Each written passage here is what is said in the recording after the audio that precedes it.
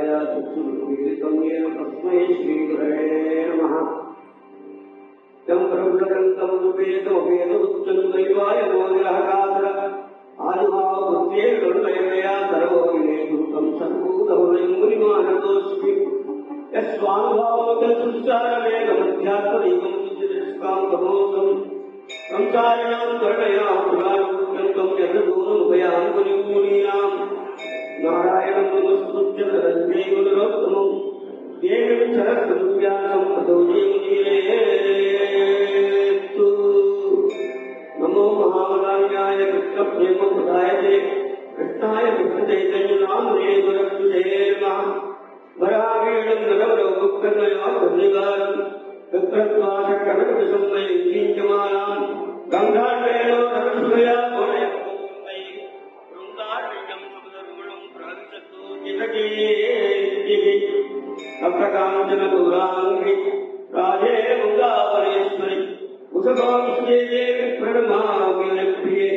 हे कृष्णचैतन्य प्रभु नित्यानन्द यद्वैत गदाधर श्रीवासादि गौरभक्तवृन्द हरे कृष्ण कृष्ण कृष्ण हरे हरे हरे राम राम राम हरे हरे।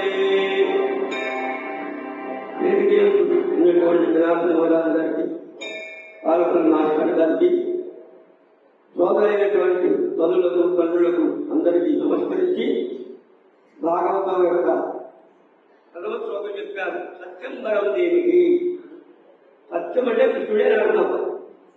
కృష్ణుడు పేరు అన్నమాట. సత్య పేరు అంటే ధర్మము భగవత్ కృష్ణులో ఉంటుంది, కృష్ణులో ధర్మం ఉంటుంది. అందుకని ఆయన సత్యుడని వెలువడతారు. అందుకని సత్యం పరం దేవి అంటే ఆ కృష్ణుడు పరాత్పరైన కృష్ణుడు ధ్యానిస్తున్నాము అని అది వైదిక ప్రయోగం కూడా చేసి చెప్పారు. ఆ తర్వాత శ్లోకంలో భాగవతం యొక్క మహత్యాన్ని ఆ యొక్క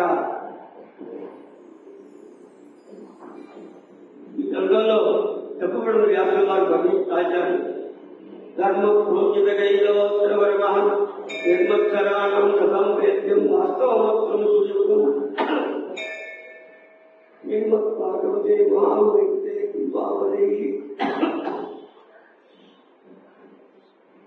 ఈశ్వర సత్యోచ్యతే.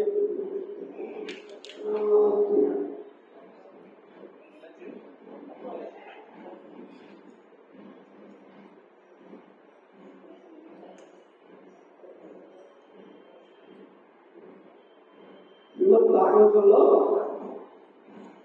కైతవం అనే రూపం ప్రవేశించబడింది. కైతవం అంటే పదార్థ శుద్ధి, అంటే పదార్థాలు సృష్టించేటువంటి దాంట్లో కైతవం. ఆ కైతవం అయినటువంటి భక్తి భాగవతంలో ఉపదేశించబడింది. ధర్మం అంటే పరమధర్మమైనటువంటి భక్తి భాగవతంలో ఉపదేశించబడింది. ఈ యొక్క భాగవతాన్ని ఆశ్చర్యమైనటువంటి ఉదయాలు అలాగే వాస్తవంలో జీవితం ఇది ఎందు యథార్థమైనటువంటి వస్తువు అంటే కృష్ణుడు చెప్పబడతాడు. అదే శివనం చాలా మంగళకరమైనటువంటి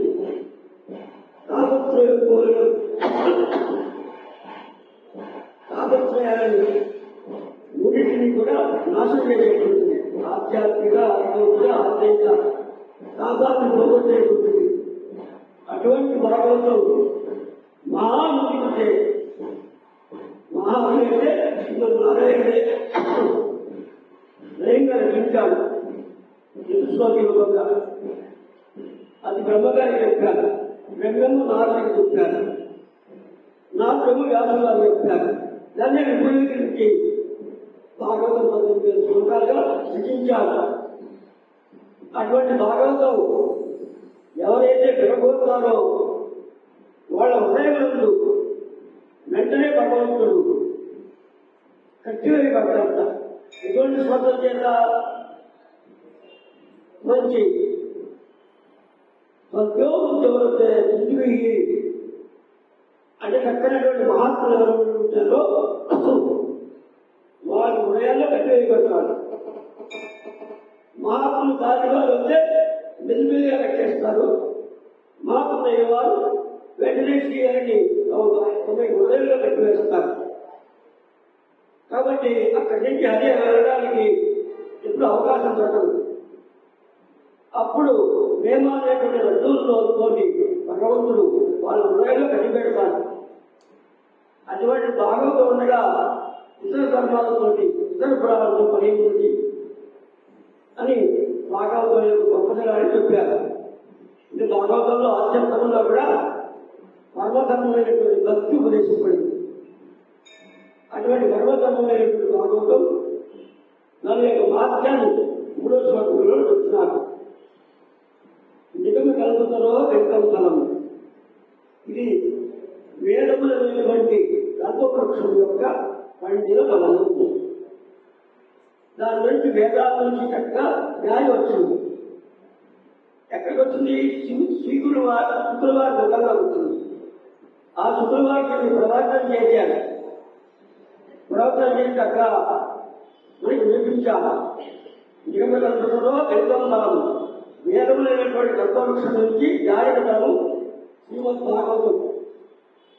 అది ఆ భాగవతం అంతా కూడా రసంతో కూడి ఉంది. ఆ పనులు అంతా కూడా అంటే రసంతో కూడిన పని కాబట్టి దాన్ని తాగవలసిన బలం, తినవలసిన బలం కాదు. అంతా రసస్వరూపమైనటువంటి ఈ భాగవతమే పండుకి పైన తొక్క లేదు, లోపల టెంకా లేదు. అంతా రసమే కాబట్టి తాగడానికి ఉపయోగపడేటువంటిది. హఠాత్తుగా పడితే కింద ఫలం చిన్న అవుతుంది. అలా హఠాత్తుగా రాలేదు. ఆ యొక్క నారాయణుడి బ్రహ్మకు, బ్రహ్మ నుంచి శుక్రవారికి పరీక్షించి పరీక్షించి ఈ లోకానికి శుక్రవారు సంవత్సరాల చుట్టూ మొత్తం అంతా కూడా భాగవతం ఆ విధంగా వచ్చినది. అటువంటి భాగవతాన్ని యువత భాగవతం సమాలయం. ఆ భాగవతాన్ని మీరు ఎల్లప్పుడూ కూడా పాలన చేయండి. ఎంతవరకు పాలన చేయండి? ఆలయ బతికు అంతకాలం ఇది ఆస్వాదంతో ఉండాలి. ఈ 7 రోజులు సంక్షేపంగా భాగవతంలో ఎంతో ఆసక్తి కలిగించడానికి చెప్పవలసింది. అంతేగాని భాగవతం 7 రోజులు చెప్పలేము, సంవత్సరాలు చెప్పలేము. కాబట్టి ఈ 7 రోజుల్లో భగవంతుని యందు కొంచెం ఆసక్తి కలుగుతుంది. అటువంటి ఆసక్తి కలిగినటువంటి భాగవతాన్ని నిత్యం కూడా దాని చక్కగా వినాలి. ఆభరణం మరణించిన పర్యంతం వరకు కూడా రోజు ఒక శ్లోకం కానీ ఒక భాగం కానీ కొన్ని చదివినా చాలా పుణ్యమే. రోజు చతుశ్లోకి తెలుసుకున్నా సరే భాగవతం అంతా కూడా పఠించినటువంటిది. రోజు భాగవతం అటువంటి ఆలయ అంటే మరణ పర్యంతము లేక లయ అనే ఒక దశ ఉన్నది. ఇదే భగవద్గీత చెప్తుంటే తన్మయం వస్తుంది. ఆ తన్మయం వస్తే వినలేని భగవద్గీత అంతవరకు భాగవతాన్ని వినండి. అటువంటి భాగవతం చక్కగా ఓ రిషిగా భావుకా, ఓ భావుకులారా అంటే భావన విషయలారా అంటే భావమైనటువంటి ప్రేమ అదే 5 రకాలుగా ఉంటుంది. శాంతము, దాసము, శక్తిము, వాత్సల్యము, వదులమని అటువంటి భావాలతో ఉన్నటువంటి భావుకులారా, ఓ రసికులారా, ఈ భాగవతాన్ని మీ యొక్క జీవన పర్యంతము కూడా ఆస్వాదించండి అని భాగవతం యొక్క గొప్పతనాన్ని 2వ శ్లోకంలో 3వ శ్లోకంలో చెప్పి కథను ప్రారంభిస్తున్నారు. నైన్సేత్రే సౌకాలయ సత్వం సత్కాయ శాస్త్రమాస. ఈ భాగవతం నైమిషారణ్యంలో సూత్రులు వారు కౌరికాదులు చెప్పారు. పూర్వం కౌరికాదులందరూ కూడా వచ్చేది కలియుగం. ఆ కలియుగంలో ఎలా నటిస్తారు అని పెద్ద సత్రయాన్ని మొదలుపెట్టారు. అది స్వర్గం కోసం మొదలుపెట్టినా అది స్వర్గం తర్వాత ఇంత విషయం అయింది. భగవద్గత ఎత్తివెళ్ళినమాట.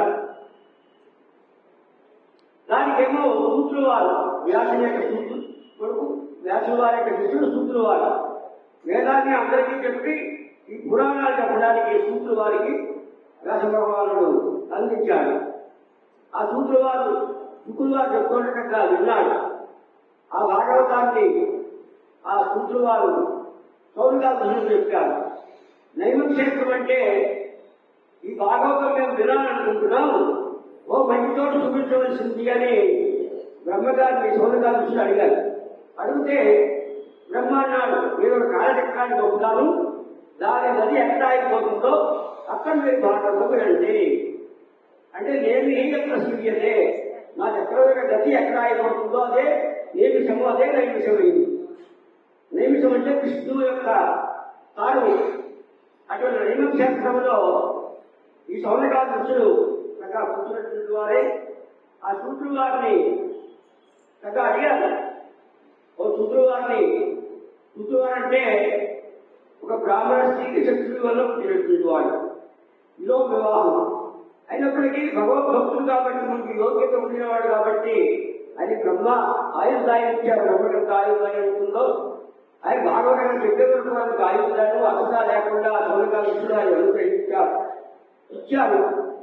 ఆ విధంగా సూత్రులు వారు ఈ భాగవతాన్ని చెప్పమని వాడు అడుగుతున్నారు. సౌనకాదులు నువ్వు పురాణానికి ఇలాంటి బాగా చెప్పావు, అలాగే వేదంలో చెప్పబడినటువంటి కూడా అంత బాబాయని విన్నాం. వ్యాసవారు పురాణం ఈ వేదాన్ని నిధులు చెప్తే నీకు పురాణాలు ఇచ్చారు, నువ్వు అన్ని పురాణాల్లో కూడా చెప్తాయినటువంటి వాడవు, అన్ని పురాణాలు వినడానికి మాకు అవకాశం లేదు, కాలం స్వల్పమైనటువంటిది. ఈ కాలంలో అల్పాయుర్దాయంలో ఉంటారు. రాను ముందుకు పోయే కొద్ది 50 సంవత్సరాలు 40 కాలం అవుతుంది. 80-90 వరకు బతుకుతున్నారు. రాయబోయే కాలంలో అల్పాయుషులు అలాగే ఏ పనులు చేరేటువంటి వాళ్ళు, మంతులు అంటే మందబుద్ధి కలిగినటువంటి వాళ్ళు. మందబుద్ధి కలిగిన వాళ్ళు అంటే కంప్యూటర్ కనిపెట్టారు, అనంబాబులు కనిపెట్టారు, ఇతను పెట్టారు మందులు అంటే అది అసలు తెలియదు కాదు. అనంబాబు అంటే ఒక బాంబు వేస్తున్నారు, గుర్తులాంటి స్థితి వెళ్ళిపోతుంది. అటువంటి మందమదయ అయ్యో భగవంతుడిని ఆలోచించాలనేటువంటి గుర్తు ఉండేటటువంటి వాళ్ళు, అల్పమైనటువంటి భాగ్యములు ఉన్నటువంటి వాళ్ళు, సరే ఏదైనా కళ వెళ్దామంటే అది ఇబ్బందులు కలిగినటువంటివి. కాబట్టి నువ్వు సారాన్ని వ్యక్తి మాకు చెప్పవలసింది, అక్కడ ఉన్నటువంటి సారాన్ని ఏం చెప్పవలసింది అంటే నువ్వు అన్నీ కూడా చక్కగా తెలుసుకున్నావు. నీ గురువు గారి దగ్గర ఎవరైతే ఆపదల్లో ఉంటారో ఒక్కసారి నారాయణ అంటే కాదు, వాడు మృత్యువు నుంచి బయటపడతాడు. వివేక స్వయం భయం భగవంతుడికి కూడా భగవంతుడి నుండి మృత్యువు బయటపడుతుంది. అటువంటి భగవంతుడిని మన అధీనం లేకపోయినా స్మరించినప్పటికీ కూడా అది మనని ముక్తులు చేస్తుంది. కాబట్టి శ్రద్ధ కలిగినటువంటి వాడు ఆ భగవంతుని కథ ఎవరు వినంటారు. కాబట్టి మాకు హరికథలు చెప్పవలసింది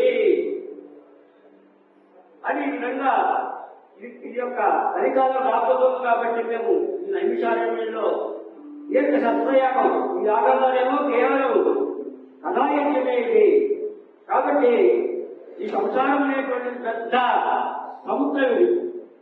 దీన్ని దాటడానికి నాలుగులు ఉండాలి. ఆ నాలుగులే నీవు కూర్చువారు. కాబట్టి మా కథను వినిపించి ఈ సంసార సముద్రంలో మా చేత ధరింపజేయవలసింది. యోగేశ్వరుడైన కృష్ణుడు ఆయన పైలోకానికి వెళ్ళిపోయినప్పుడు, అవతారం సాధించినప్పుడు ధర్మం ఎవరి చెందబోతుంది, మాకు దాన్ని చెప్పవలసినది అంటే అప్పుడు వారు అడిగిన ప్రశ్నకు కూతురు వారుగా సమాధానం చెప్తున్నారు. ఫస్ట్ గురువును ప్రారంభించారు. భాగవతం ఇలా ప్రారంభించాలని చెప్పడానికి సూత్రుడు వారు శుక్రుని స్మరించారు, దశభగవాన్ని చదివించారు, నారాయణ నమస్కృత్య నారాయణ ధరించారు, నారాయణ సమర్పించారు. ఆ విధంగా అందరినీ స్మరించి ఈ విధంగా చెప్తున్నారు. మీరు ఏ ప్రశ్న అడిగారో మీకు చక్కగా విష్ణు సదాత్మాన్ని వెళ్ళిపోయిన తర్వాత ధర్మం ఎవరిని ఆశ్రయించింది అడిగారు. చక్కగా చెప్పడం అడిగారు. అదే పరమధర్మము. అవై ఉత్సాహం పరో ధర్మ యతో భక్తి నోక్షతే అహైతుక్య అపరగ్ర ఏ ఆత్మ సంపశీలతే. జనులకు ఉత్తమ ధర్మం ఏంటంటే దివ్య స్వరూప్ కృష్ణే నిజలా. ఇవి స్వరూపం ఏంటి? కృష్ణుడు దాసులై ఉండడమే ఇవి స్వరూపము. కాబట్టి ఆ అదోక్షుడైనటువంటి అంటే ఇంద్రియాలు కలిగినటువంటి ఆ భగవంతుని యందు అహేతుకమైన అప్రతిహతమైన, హేతుకమంటే కారణం కోరికలతో భరించేది, ఎటువంటి కోరిక లేకుండా అప్రతిహతంగా అంటే ఎక్కడ ఆడకుండా ఏది చేత భగవంతుని భక్తి కలుగుతుందో, భగవంతుడైనటువంటి కృష్ణుని భక్తి కలుగుతుందో అదే పరమధర్మమే. ఆ వాసుదేవుని యందు భక్తి చేస్తే అంటే మనకి జ్ఞానం వైరాగ్యం కలుగుతాయి. ఒకవేళ మనం ధర్మాన్ని అనేక విన్నామనుకో, విన్న వాటి ఎందుకు మనకి భగవంతుని ప్రీతి కలగకపోతే ఆ ధర్మం కేవలం వృధా అవుతుంది. వర్ణాశ్రమ ధర్మాలు ఉన్నాయి, వాటిని ఆచరించడం ద్వారా భగవంతుని భక్తి కలగాలి. కలగకపోతే ఆ ధర్మాలన్నీ కూడా వ్యర్థాలే అవుతాయి. కాబట్టి ధర్మాన్ని ముఖ్య ప్రయోజనం ఏంటి? భగవంతుని తెలుసుకోవడమే. అంతేగాని ధర్మం వల్ల ధనం ఆచరించడం కాదు. ధనం కూడా దేనికి? భగవంతుని ఖర్చు పెట్టడానికి ధనం. అలాగే ఆహారం ఈరోజు తినడానికి కాదు, ఈ ప్రాణం నింపుకోవడానికి ఆహారం తీసుకోవాలి. ఆ విధంగా ప్రాణం నింపుకుంటే భగవంతుడు వినడానికి అవకాశం వస్తుంది. ఆ భగవద్గీతలో ఏమి చూసారా? అది 3 విధాలుగా కనబడుతోంది. వదన తత్వం యొక్క తత్వం జ్ఞానమత్వయం బ్రహ్మేతి పరమాత్మేతి పరమాత్మతే. ఆ పరబ్రహ్మాన్ని బ్రహ్మ, పరమాత్మ, భగవంతుడు 3 పర్యాయ పదాలైనా కొంచెం వ్యత్యాసం కూడా ఉన్నది. బ్రహ్మ అంటే అంతటా నిండి ఉన్నటువంటి వాడు, అంటే అన్ని పదార్థాలు కూడా బ్రహ్మ అయినటువంటి వాడు. మొత్తం ఈ యొక్క 14 లోకాలు అంతా కూడా బ్రహ్మాండం అంతా కూడా ఈ బ్రహ్మాన్ని ఇవ్వబడుతుంది. అదొక జ్యోతి స్వరూపంగా ఉంటుంది, ఏదో రూపంగా ఉంటుంది. వైకుంఠం చుట్టూ కూడా వ్యాపించి ఉంటుంది. భగవంతుని అంగకాంతియే బ్రహ్మాన్ని పిలువబడుతుంది. కాబట్టి ఆ అంగకాంతిలో రూపం స్పష్టంగా కనబడదు కాబట్టి మీరు నిరాకారుడు అని జ్ఞానం ఎక్కువ ఉపాసిస్తూ ఉంటారు. ఇందుకు యోగులైనటువంటి వాళ్ళేమో అందరి హృదయాల్లో భగవంతుడు పరమాత్మ రూపంతో ఉంటాడు. ఆ యొక్క క్షీరసాగర సాయినటువంటి విష్ణు అందరిలోనూ అంతర్యామిగా ఉంటాడు. అటువంటి వాటిని యోగులు ఉపాసిస్తూ ఉంటారు. అంటే బ్రహ్మ అంటే అసమ్య ప్రతీతి, పరమాత్మ అంటే ముందు ప్రసిద్ధి ప్రతీతి, భగవాన్ అంటే సంపూర్ణమైన ప్రతీతి కలిగినటువంటి వాడు. భగహ 6 గుణాన్ని భగహ అంటారు. ఐశ్వర్య సమర్థ వీరే యశస్య జ్ఞాన వైరాగ్య సన్నాం వగైతీన. సమగ్రమైనటువంటి ఐశ్వర్యం, అలాగే ఐశ్వర్య సమర్థ యశస్య, అలాగే యశస్సు మరియు పరాక్రమము, జ్ఞానము, వైరాగ్యము, ఇవి 6 కూడా సమగ్రంగా ఎవరైతే ఉంటాయో వాడు భగవంతుడు అనుకుంటాడు. భగవత్ శబ్దానికి వాచ్యులు నారాయణ ఒక్కడే అవుతారు. ఇంకెవరో భగవత్ శబ్దం చేత పిలవడానికి యోగ్యులు కాదు. అందులో స్వయం భగవంతుడు కృష్ణుడే భగవంతుడిని పిలువబడతారు.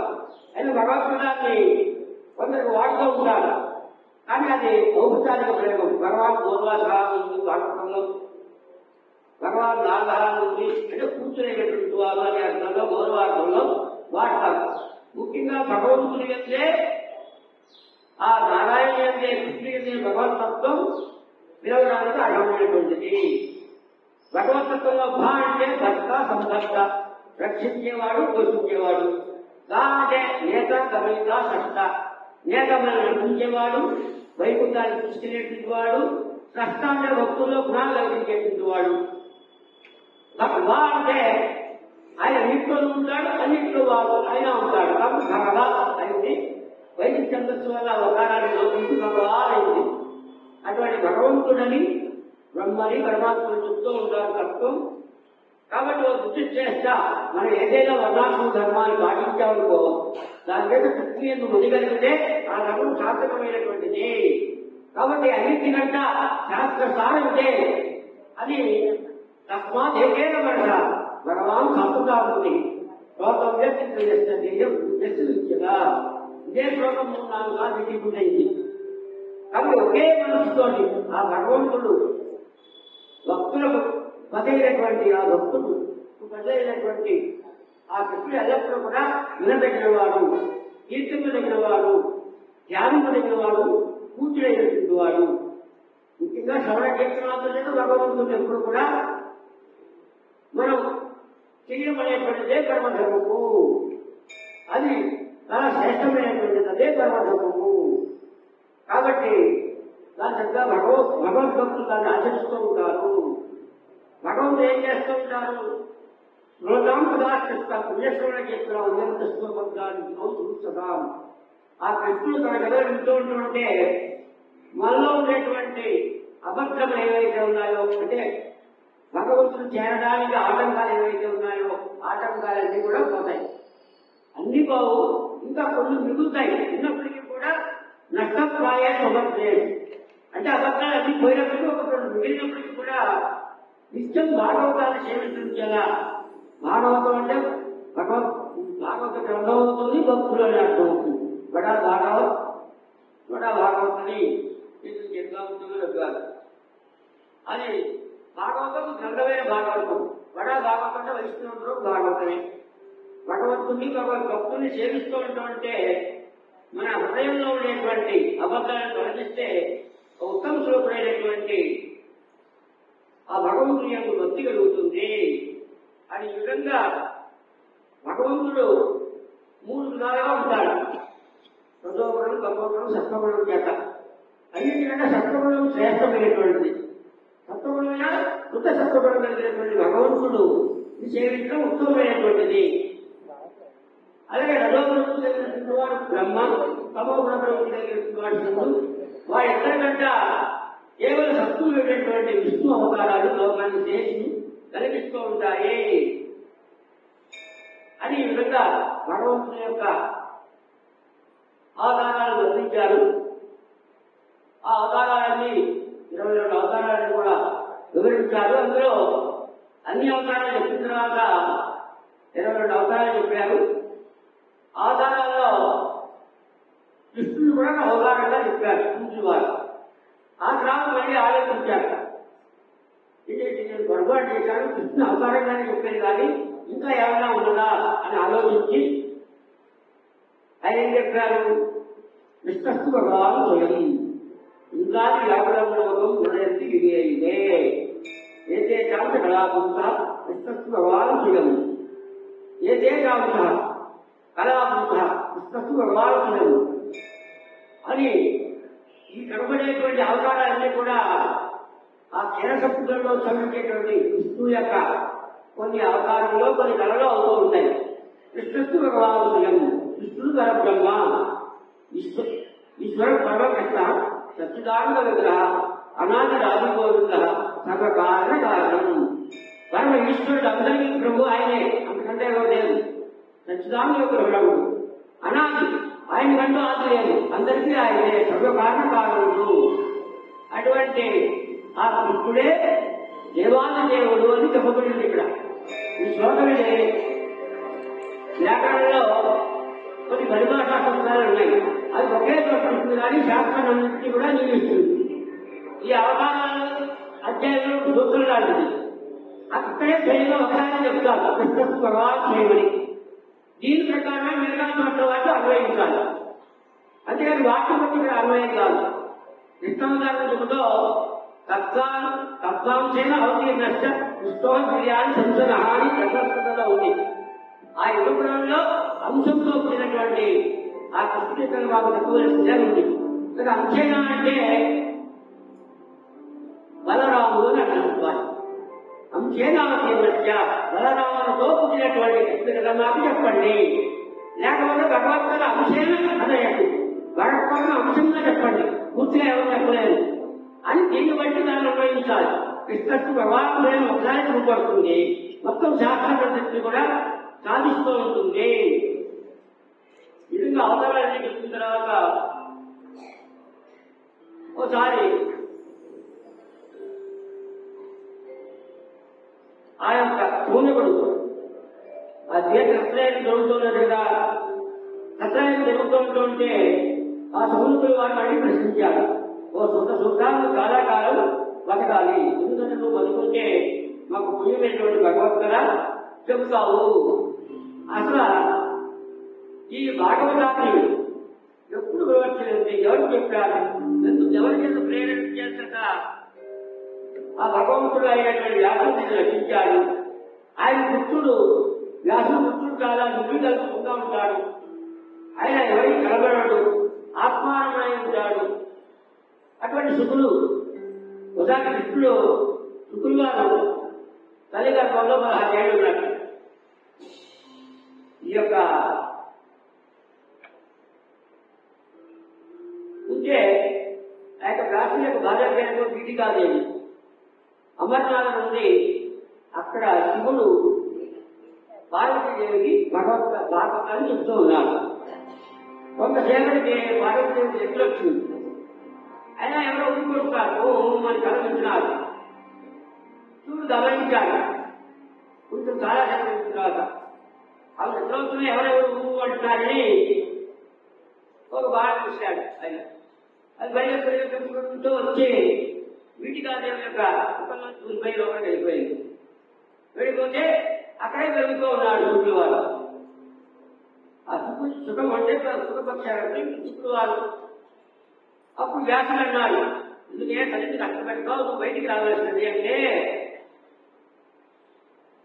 బయటకు వస్తే నన్ను మాయ పట్టుకుంటున్నాడు. నేనేం మాయ పట్టుకో రావాల్సింది అన్నాడు. కాదు ముందుకే కాదు, ఈ మాయ ఎవరితో ఆయనకి చెప్పాలన్నాడు. అప్పుడు శుక్రుడు చెబితే ఆయన బయటకు వచ్చాడు. బయటకు వచ్చినంటే ఇంటికి వెళ్ళిపోతున్నట్ట. అలా వెళ్ళిపోతుంటే ఒక నదిలో ఆడవారు స్నానం చేస్తూ ఉన్నారు. ఈ కృష్ణుడు 16 ఏళ్ళు, ఈ శుక్రుడు 16 ఏళ్ళు.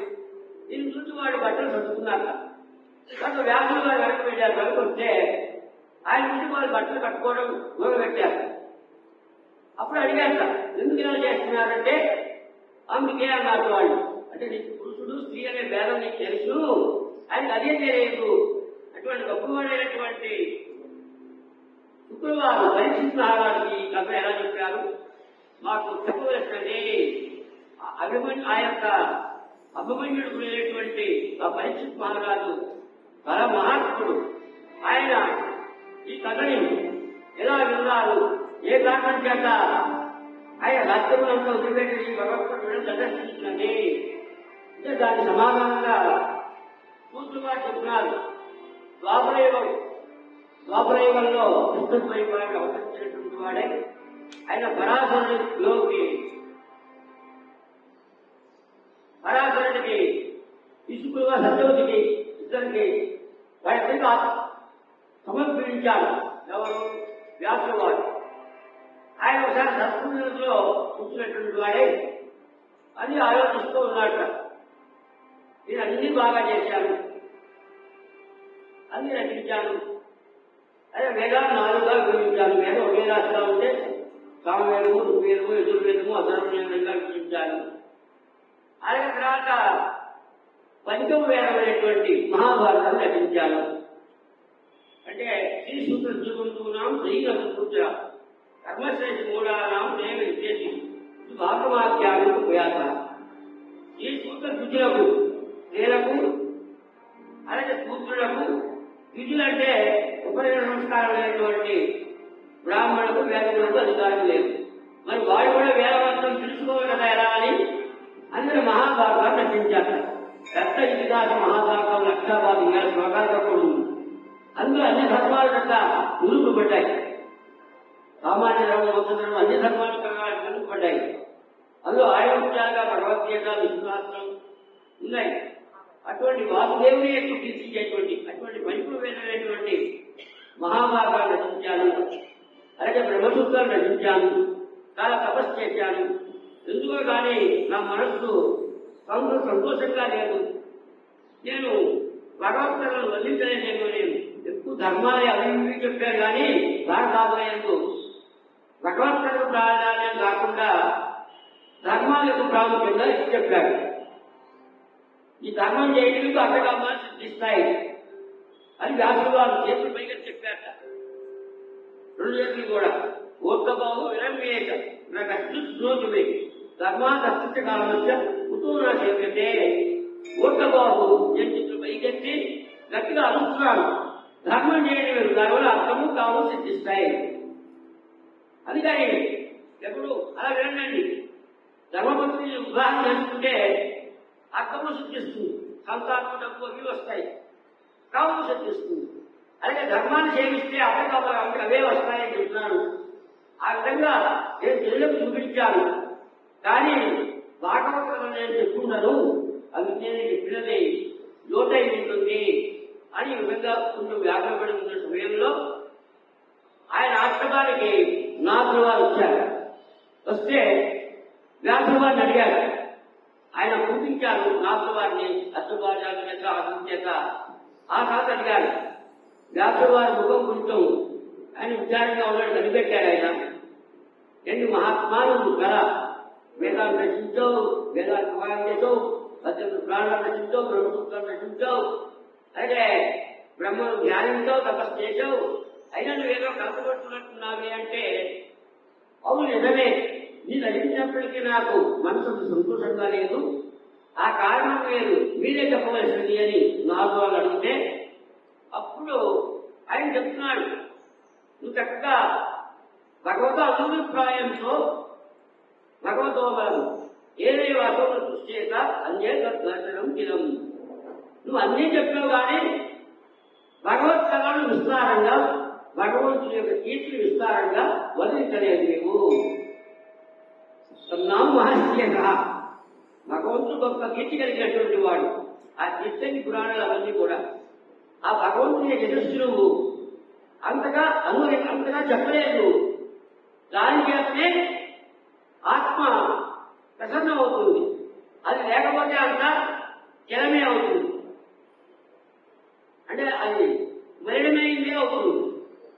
కాబట్టి ఎక్కడైతే భగవంతుని కీర్తి కనబడుతుందో అదే అది చక్కనటువంటిది. నువ్వు ధర్మాన్ని ఎలా ప్రాధాన్యత ఇచ్చావో అలాగే వసుదేవుని బతుకులకు ప్రాధాన్యం ఇవ్వలేదు. అందుకని ఇన్ని ఏ కథయంలోతే విష్ణువు యొక్క లీలలు వదలబడతాయో ఆ కావ్యమే ఉత్తమమైనటువంటిది. చిత్రపదం హరేతో జగత్ప్రణీతం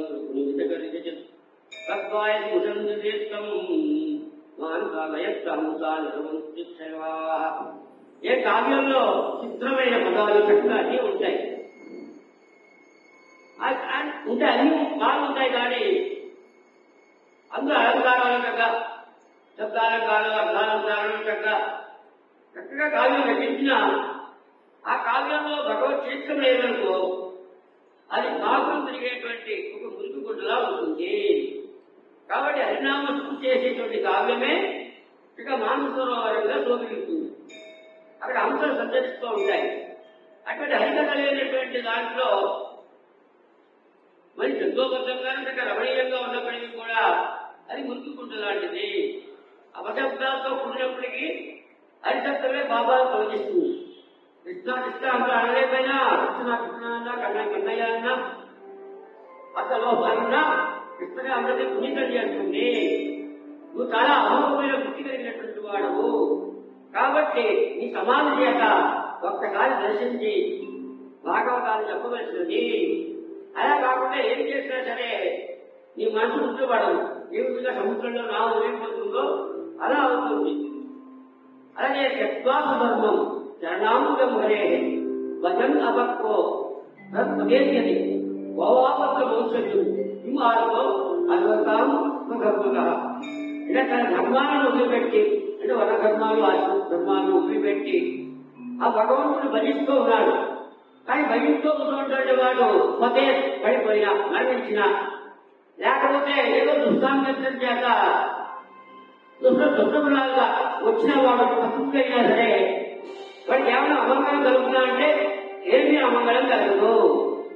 కాబట్టి ఏమి ధర్మాలతో భక్తులు అయినటువంటి వాడికి ఆ భగవంతుడు దొరుకుతాడా, ఏమి ఆ ధర్మాన్ని సృష్టించదు.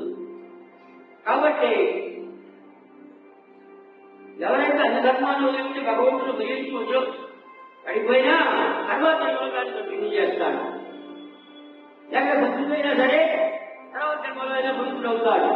నమే భక్తం ప్రణశ్యతి, నా భక్తులు ఎప్పుడు కూడా వినాశం చెందడు అని భగవద్గీతలో చెప్పారు ఆయన. కాబట్టి మనకు ఎక్కడా దొరకని ఏదైతే ఉంటుందో దానికోసమే ప్రయత్నం చేయాలి. ధనం మనకి లభిస్తుంది, కానీ లభించినటువంటి భగవత్ ధర్మం.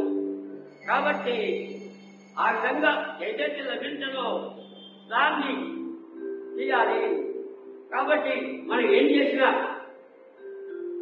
మనం వేదం విన్నా, అలా ఇటుకున్నా, దానం చేసినా, అన్ని చేసినా సరే దానివల్ల భగవత్ కళ రద్దు కలగాలి. అది కలగకపోతే అవన్నీ కూడా వ్యక్తమే.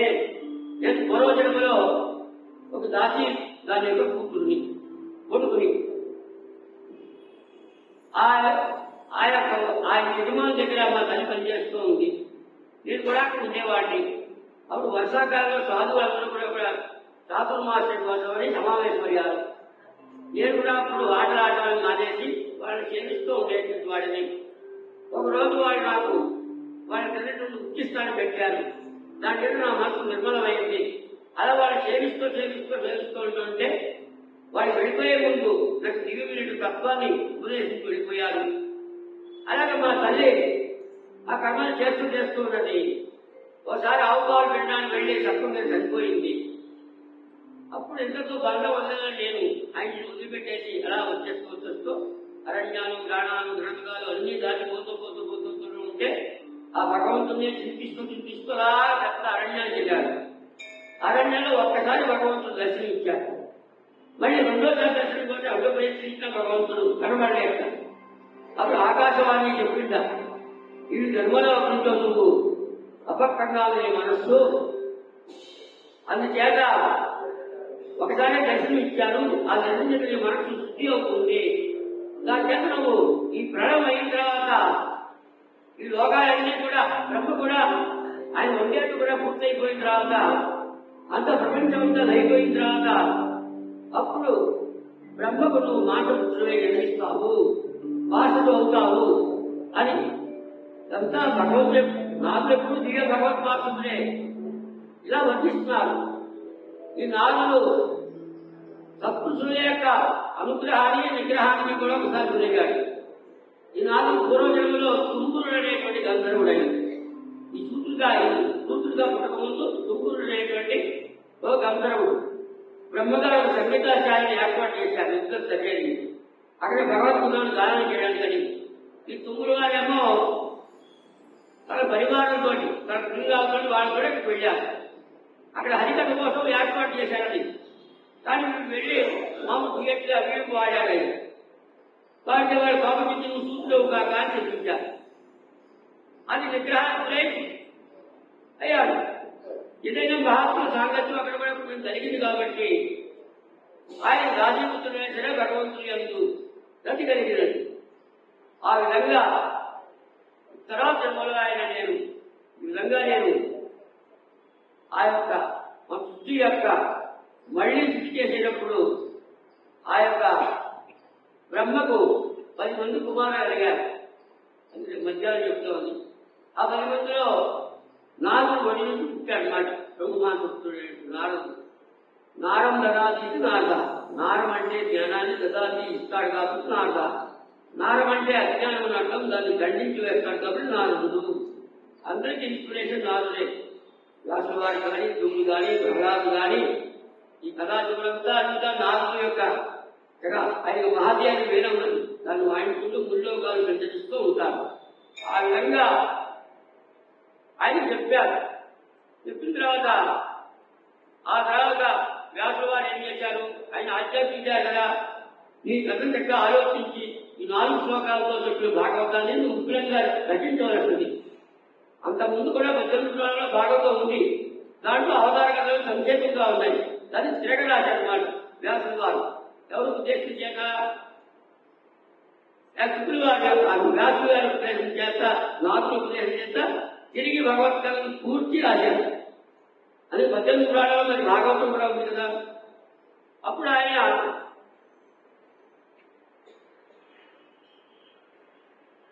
భక్తి యోగేన మనకి సమ్యక్ నిశ్చయమని అవసత్ పురుషం పూర్ణం మాయాన్ని ప్రభాశ్రయం మారితో జీవ ఆత్మానం సున్నాత్మకం పరో పడితే అన్నట్టు ప్రస్తుతం జాతువచ్చతే.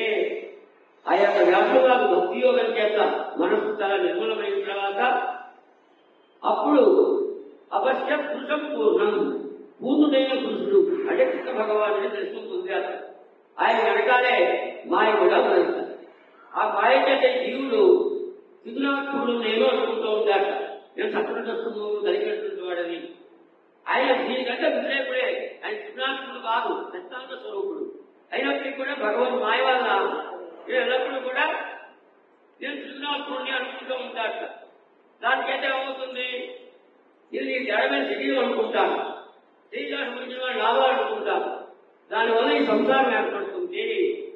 కాబట్టి అనర్థోపం సాక్షాత్ భక్తియోగు దోక్షలు లోకశయాత్వం చెప్పే శాస్త్ర సంహితాం. అనర్థాన్ని పోగొట్టేటువంటిది భాగవతం. అలాగే భగవంతుని యొక్క భక్తి కలిగించేటువంటిది. ఈ విషయం నిరులకు తెలియదు కాబట్టి నేను ఈ భాగవతం అనే గ్రంథాన్ని రచించారు వ్యాసుల వారు. ఈ భాగవతాన్ని ఎవరైతే వింటూ ఉంటారో విష్ణు భక్తి కలుగుతుంది, ఎవరో భయం లోకం పోతాయి. ఈ సమస్యలంతటినీ కూర్చున్న తర్వాత తన కుమారుడైనటువంటి నివృత్తి మార్గంలో ఉన్నటువంటి అలాగే ఆత్మారాముడైనటువంటి శుక్రులు వారు ఉపదేశించారు. ఆ శుక్రులు వారు ఇంటికి వెళ్ళిపోయాడు కదా అరణ్యానికి. ఆయన తిరిగి రావడానికి ఉపయోగం చెప్పారు.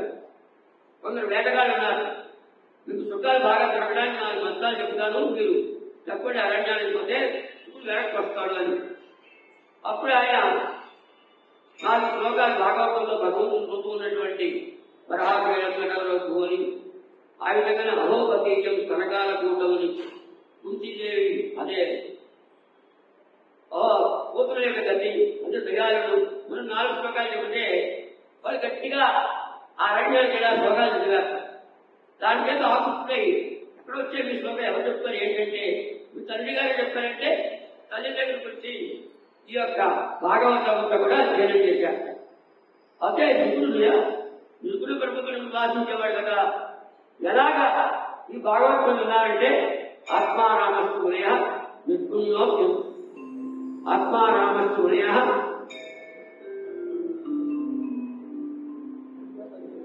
మరి ఉందా ఆత్మారామస్తుమయ ఆత్మారాముడు అయిన వాడు, అలాగే ఉపదేశానికి విద్యమైనటువంటి వాడు భగవద్గీత ఆసక్తి కలిగి ఉంటారు. ఎందుకని భగవంతుడు అటువంటి గుణములు కలిగినటువంటి వాడు కాబట్టి నేను కూడా భగవద్గీతలకు విక్షుప్తిస్తున్న ఈ భాగవతాన్ని అధ్యయనం చేశారని ఈ భాగవతం ఎలా ఆలోచించిందో చెప్తారు.